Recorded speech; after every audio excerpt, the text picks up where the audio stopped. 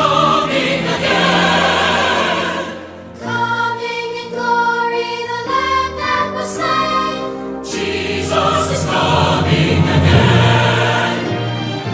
Coming again, coming again. Jesus is coming again. Coming again, coming again. Jesus is coming again. Coming again, coming again. Jesus is coming again. Coming again, coming again. Jesus is coming again.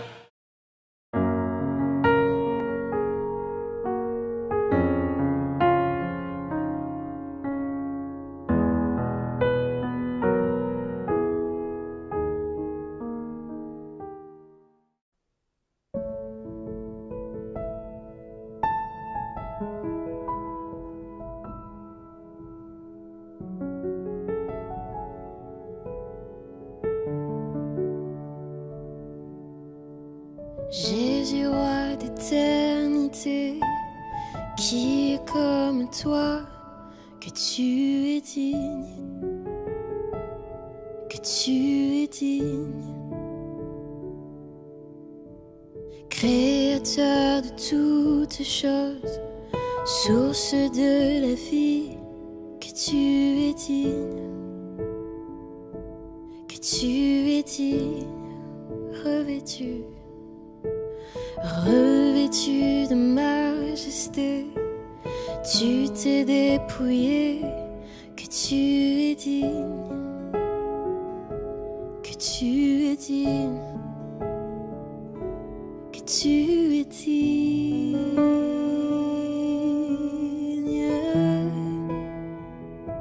Je sais qu'un jour tout genou fléchira devant toi, et toute langue confessera que tu es Seigneur. Je sais qu'un jour tout genou fléchira devant toi. Et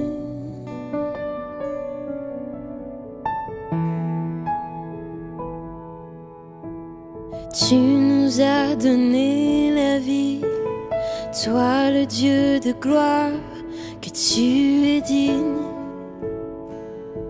que tu es digne. Il n'y a pas d'ami comme toi, conseiller fidèle, que tu es digne, que tu es digne. Et tous les jours je redirai combien tu es bon, que tu es digne, que tu es digne, que tu es digne.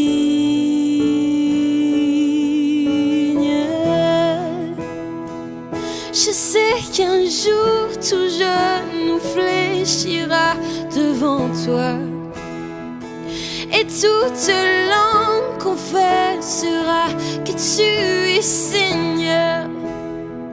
Je sais qu'un jour tout genou fléchira devant toi. Et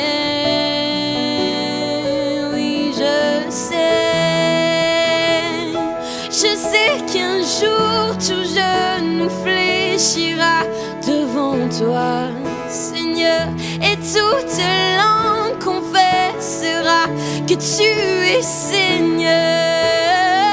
Je sais qu'un jour tout genou fléchira devant toi. Et oui, je sais, je sais qu'un jour tout genou fléchira devant toi, Seigneur, et toute langue confessera que tu es Seigneur. Je sais qu'un jour tout genou fléchira devant toi, et toute langue confessera que tu es Seigneur.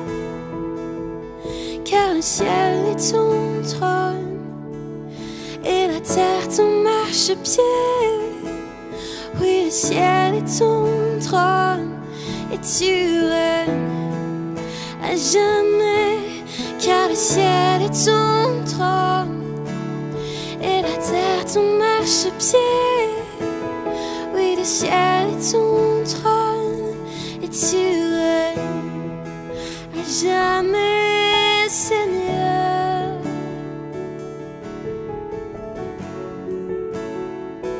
Tu règnes à jamais, en majesté. Tu règnes à jamais. Oh, oh, tu es sur le trône, car le ciel est ton trône, et la terre ton marchepied. Oui, le ciel est ton trône, et tu règnes à jamais. Oui, le ciel est ton trône, et la terre ton marchepied. Oui, le ciel est ton trône, et tu règnes à jamais. Oui, le ciel est ton trône, et la terre ton marchepied. Oui, le ciel est ton trône, et tu règnes à jamais. Oui, le ciel est ton trône, et la terre ton marchepied.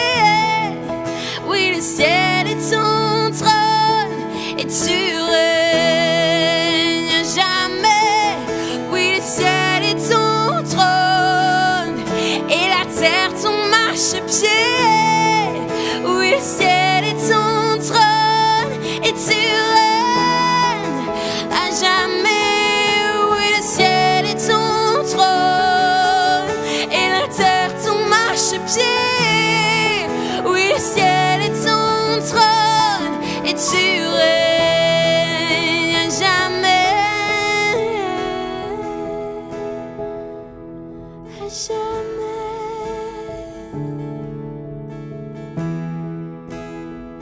Tu règnes à jamais. Tu règnes à jamais. Majesté. Tu règnes à jamais.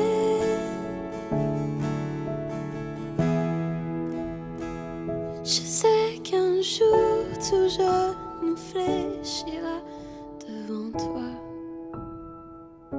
et toute langue confessera que tu es Seigneur. Je sais qu'un jour tout genou fléchira devant toi. Yeah, yeah, yeah.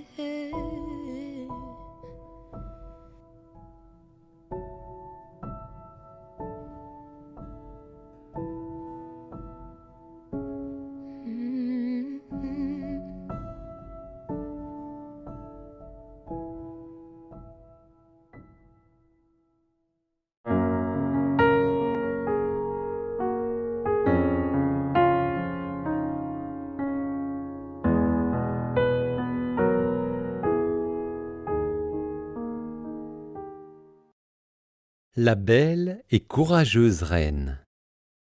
Esther était reine de Perse. Elle avait un secret que même son mari, le roi Assuérus, ne connaissait pas. Elle était juive. L'oncle d'Esther, Mardoché, travaillait au palais et veillait sur elle. Il y avait au palais un conseiller nommé Aman que le roi voulut récompenser. Aman était si fier, on se prosternait devant lui. Mais pas Mardoché. En colère, Aman décida de le tuer, lui et tous les Juifs. Aman fit croire à Assuérus que le peuple juif était dangereux. Il fallait donc l'éliminer. Le roi accepta et on fixa une date pour tuer les Juifs. Catastrophé, Mardoché envoya un message à la reine Esther. « Esther, persuade le roi de changer d'avis. Si je vais le voir sans invitation, je mourrai. sauf s'il me tend le sceptre d'or.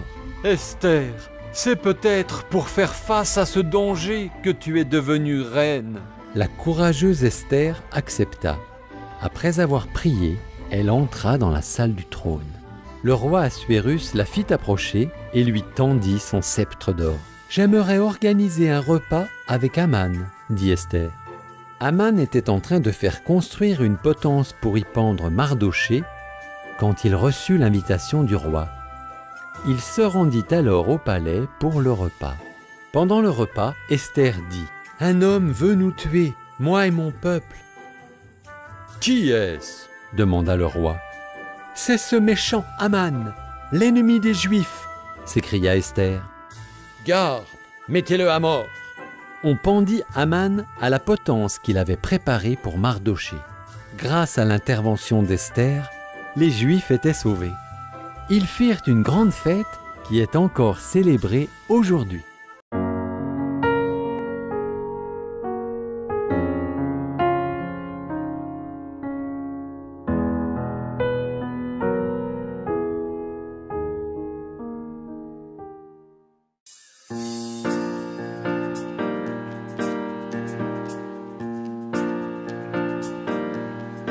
Oh, happy day. Oh, happy day. Happy day. Oh, happy day. When Jesus was. When Jesus was. Jesus was. When Jesus was. When my Jesus was. When Jesus was. Wash my sins away. He taught me how. Oh, he taught me how. To walk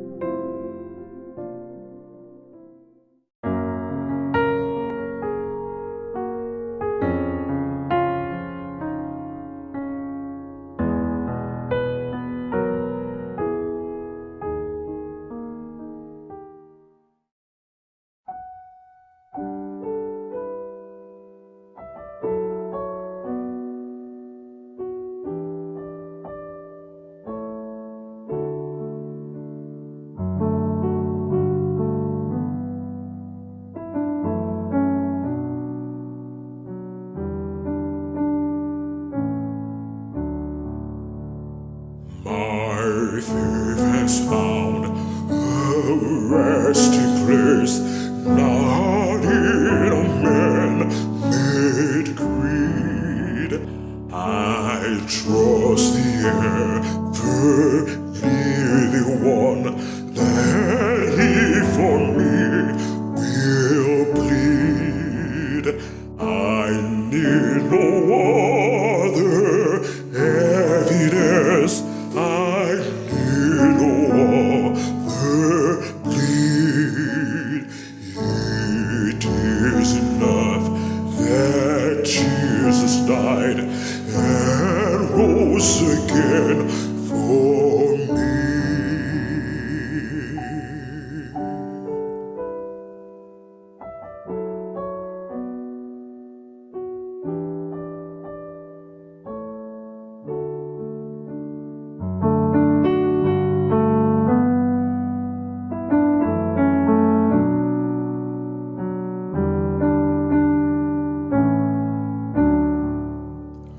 Mon espérance est en Jésus, en lui je me confie. Jour après jour, il me rassure, son amour me conduit. Il me relève quand je tombe, il m'aime toujours. Nul n'est semblable à mon sauveur, quel merveilleux amour.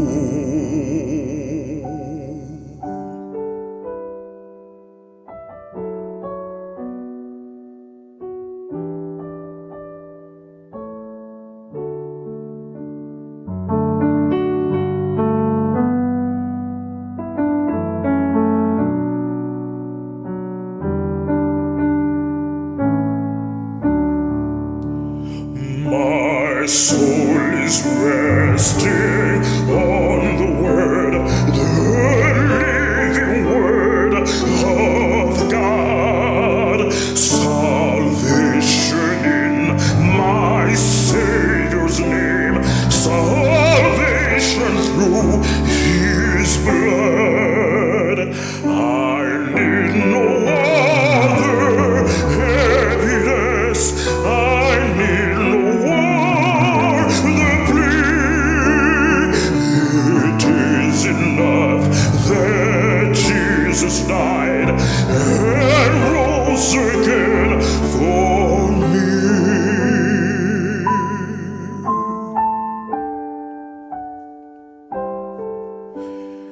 And rose again for me.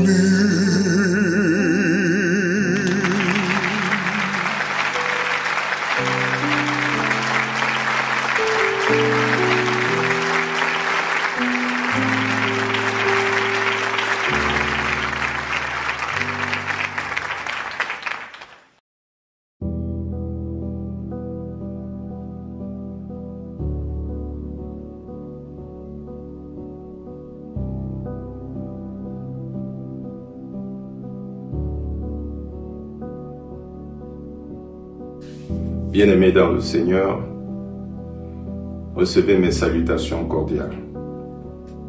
Avant de commencer cette méditation, j'aimerais bien que nous puissions incliner nos têtes pour invoquer notre Père Céleste. Prions. Éternel notre Dieu, notre Père, nous venons devant ton trône de grâce et de miséricorde pour te louer, pour te glorifier, car tu es le Créateur de toutes choses.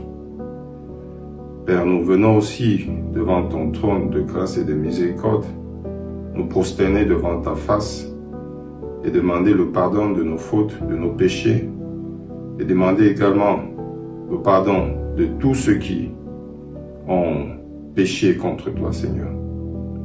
Père, nous te sommes infiniment reconnaissants parce que tu nous conserves la vie, tu nous donnes la santé, le pain et le vêtement.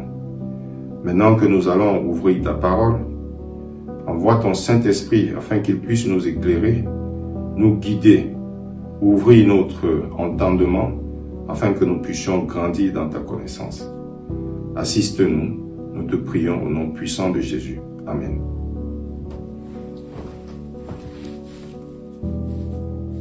Ce matin, avant que d'ouvrir la parole de Dieu, j'aimerais que nous puissions nous intéresser à la situation de notre monde.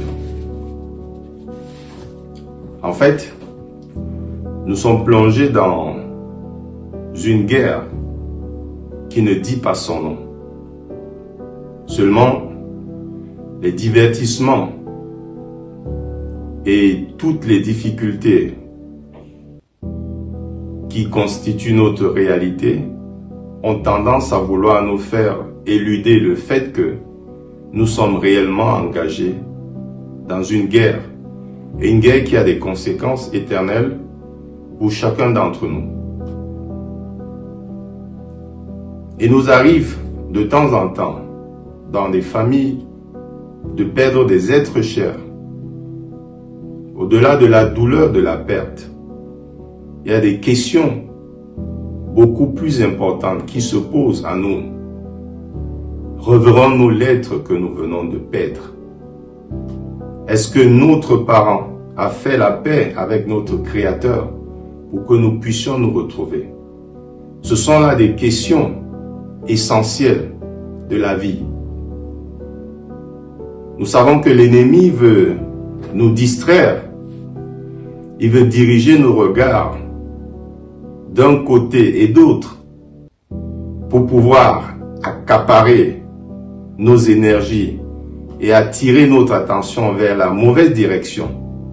Mais notre Seigneur qui veille sur nous veut que nous connaissions les priorités dans la vie qui nous est donnée aujourd'hui. Et mon propos de ce jour va dans cette direction-là, de montrer dans quelle mesure nous sommes engagés dans une guerre véritable et quelles sont les armes que notre Seigneur Jésus-Christ a mis à notre disposition pour vaincre. C'est pour cela que ce matin, je vais titrer cette méditation, je vais lui donner le titre « Les armes offensives et défensives ». Parce que quand nous nous lançons dans une bataille, nous devons connaître les armes qui sont à notre disposition pour nous permettre de mener le combat et de manière victorieuse. Chers frères, chères sœurs, ce matin, j'ai une très bonne nouvelle pour vous. C'est que le général qui dirige les armées célestes, Jésus-Christ, n'a jamais perdu de bataille. Et je vous invite à adhérer, à devenir des soldats zélés de son armée, parce que bientôt, son règne vient et bientôt nous régnerons avec lui. Je vous invite à ouvrir vos Bibles dans le livre d'Apocalypse au chapitre 12 et le verset 7. Apocalypse chapitre 12 et le verset 7. Il est écrit: Et il eut guerre dans le ciel. Michel et ses anges combattirent contre le dragon, et le dragon et ses anges combattirent. Ce verset de l'Apocalypse nous parle des origines de la guerre qui s'est déportée sur notre planète. Et c'est cette guerre qui détermine nos vies aujourd'hui. C'est cette guerre qui a commencé dans le ciel, qui cause des dévastations et toutes les misères que l'espèce humaine, notre espèce, subit. Il est donc important pour nous, en tant qu'enfants de Dieu, d'être conscients de la réalité de ce combat. En effet, quand on voit Hollywood, dans ses productions, Hollywood nous parle de la guerre des étoiles. Il s'agit de ce combat cosmique contre le bien et le mal. Ce combat qui règne dans nos cœurs, qui règne dans nos familles, qui règne dans toutes les activités humaines connues. c'est ce combat contre le bien et le mal, ce combat dans lequel notre général, Jésus-Christ, est vainqueur, et ce combat où il nous a donné la victoire. Parce que notre Seigneur Jésus, en venant sur la terre, mourir sur la croix du calvaire, par sa mort et par sa résurrection, nous donne la victoire. Nous aujourd'hui, quelles sont les armes que notre Seigneur a mises à notre disposition pour vaincre? Parce que lui ne connaît pas de défaite. Ouvrons la parole de Dieu dans 2 Corinthiens, le chapitre 6, les versets 6 et 7. 2 Corinthiens, chapitre 6, les versets 6 et 7. Il est écrit: par la pureté, par la connaissance, par la longanimité, par la bonté, par un esprit saint, par une charité sincère. Le verset 7. Par la parole de vérité, par la puissance de Dieu, par les armes offensives et défensives de la justice. Nous voyons ici que les armes que notre Seigneur nous donne, l'arme fatale contre le péché, l'arme pour vaincre, c'est la parole de Dieu. C'est la parole de Dieu. J'aimerais également que nous puissions parcourir le livre d'Éphésiens au chapitre 6. Nous allons lire des versets 10 jusqu'au verset 18. Éphésiens chapitre 6, les versets 10 à 18. Il est écrit: au reste, fortifiez-vous dans le Seigneur et par sa force toute puissante. Revêtez-vous de toutes les armes de Dieu, afin de pouvoir tenir ferme contre les ruses du diable. Car nous n'avons pas à lutter contre la chair et le sang, mais contre les dominations, contre les autorités, contre les princes de ce monde de ténèbres, contre les esprits méchants dans les lieux célestes. C'est pourquoi, prenez toutes les armes de Dieu afin de pouvoir résister dans le mauvais jour et tenir ferme après avoir tout surmonté. Tenez donc ferme, ayez à vos reins la vérité pour ceinture, revêtez la cuirasse de la justice, mettez pour chaussure à vos pieds le zèle que donne l'évangile de paix. Prenez par-dessus tout cela le bouclier de la foi, avec lequel vous pourrez éteindre tous les traits enflammés du malin. Prenez aussi le casque du salut et l'épée de l'esprit, qui est la parole de Dieu. Faites en tout temps, par l'esprit, toutes sortes de prières et de supplications. Veillez à cela avec une entière persévérance et priez pour tous les saints. Bien-aimés, nous voyons ici les armes que notre Seigneur a mises à notre disposition. L'arme invincible qui nous garantit la victoire contre le mal, contre le péché, c'est la parole de Dieu. Notre Seigneur est cette parole incarnée qui est venue vivre parmi nous. C'est lui qui est la lumière du monde. C'est lui qui est le chemin. C'est lui qui est la vérité et c'est lui qui est la vie. Dans cette guerre dans laquelle nous sommes engagés, notre général est avec nous tous les jours jusqu'à la fin du monde. Nous devons avoir à l'esprit que notre vie, nous vivons auprès de l'éternité. Nous vivons auprès de la fin des temps. Et il y a un auteur célèbre que j'aime souvent citer. Il s'agit de Frantz Fanon. Je vais essayer de le paraphraser. Il disait: chaque génération a dans une relative opacité une mission à accomplir. Et elle devra soit l'accomplir, soit la trahir.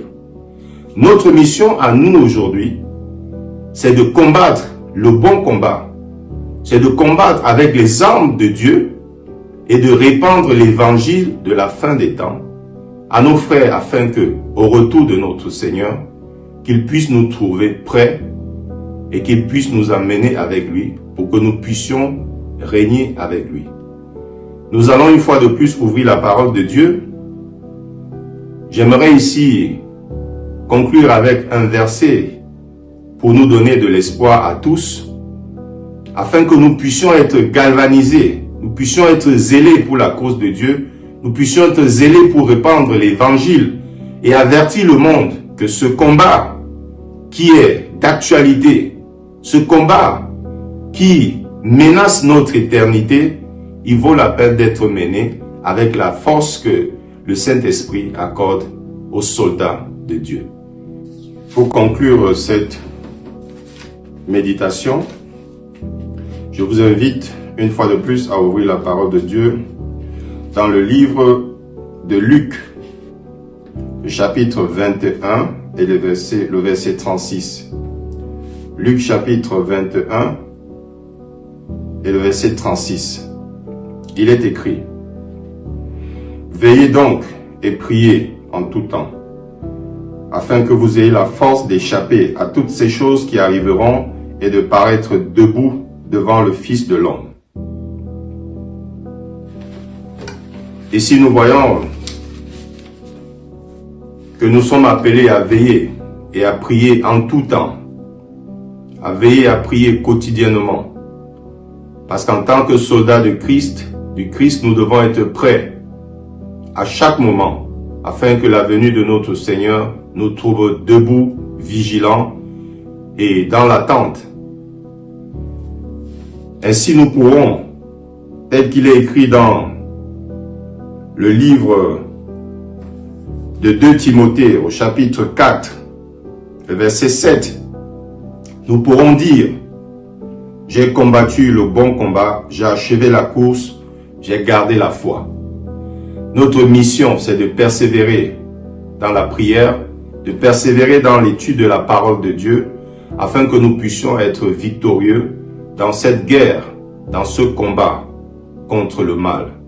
Les forces du bien que notre général, notre Seigneur Jésus-Christ dirige, ces forces ont déjà obtenu la victoire. Cette victoire qui est la nôtre, nous devons la conserver avec la puissance du Saint-Esprit dans nos vies. Que Dieu nous aide à rester vigilants, que Dieu nous aide à nous préparer tous les jours, que nous soyons des hommes et des femmes de prière, afin que nous puissions avoir ce zèle, non seulement pour nos vies, mais pour les vies de tous ceux qui nous entourent. Que Dieu vous bénisse.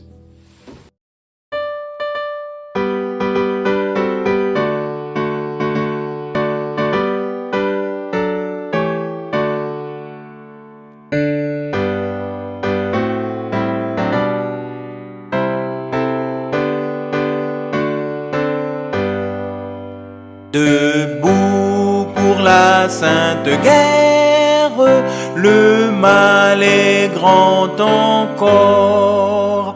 Plus d'un ami, plus d'un frère, suit un chemin de mort. En avant, tous en avant, notre chef est tout puissant. Nos armes sont la prière, l'amour persévérant. Debout pour la sainte guerre, ranimons notre ardeur. Avec la croix pour bannière, qui ne serait vainqueur. En avant, tous en avant, notre chef est tout puissant. Nos armes sont la prière, l'amour persévérant. Debout pour la sainte guerre, soyons unis et forts. Qu'une charité sincère préside à nos efforts. En avant, tous en avant, chef est tout puissant.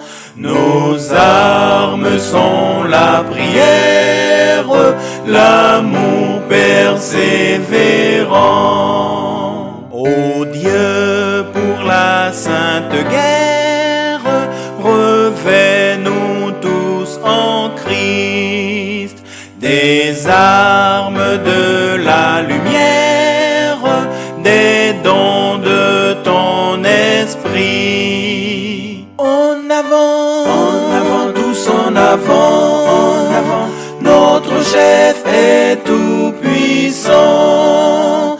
Nos armes sont la prière, l'amour persévérant.